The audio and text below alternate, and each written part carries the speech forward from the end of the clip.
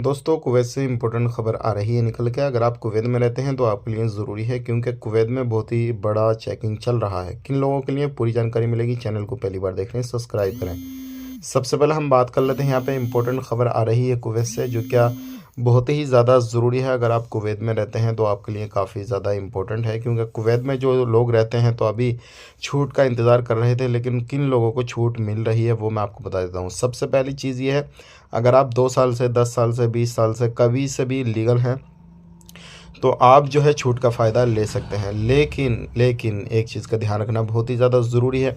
अगर आप छूट का फ़ायदा लेना चाहते हैं तो जो भी आप पर गिरामा फ़ाइन वगैरह है वो सारा पे करना पड़ेगा। लगभग आपका जो खर्चा है वो 600 केडी तक पहुंच जाएगा, ये बताया जा रहा है। लेकिन यहाँ पे एक चीज़ बहुत ज़्यादा लोग कह रहे हैं, ये तो आपको मालूम होगा छूट में 600 केडी देना पड़ रहा, लेकिन एक बहुत ज़्यादा कॉमन सा सवाल लोगों की तरफ से है कि भाई हम अगर कुवैत में रहना चाहेंगे तब भी देना पड़ेगा 600 केडी, या कुवैत से बाहर आएंगे तो देना पड़ेगा, यानी कि दोनों में कन्फ्यूज़न है। तो मैं आपको बताना चाहूँगा, अगर आप कुवैत में रहना चाहते हैं तो आपको 600 केडी देना पड़ेगा, और नहीं रहना चाहते तो आप ध्यान रखें, अगर आपके पास में कोई भी नहीं है, आपके पास में कोई मुकदमा वगैरह, कुछ भी फ़ाइन वगैरह, कुछ भी जुर्माना, कुछ भी नहीं है, तो डायरेक्टली आपके पास में पासपोर्ट है वैलिड तो आप टिकट निकालें और डायरेक्टली आप आ सकते हैं। एयरपोर्ट पे आपको कोई भी रोका थामी नहीं की जाएगी, तो आपका पैसा बच जाएगा।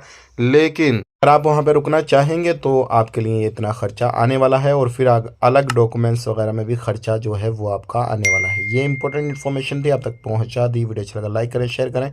आप अपना ख्याल रखें, अपनी फैमिली ख्याल रखें। Take care, bye bye.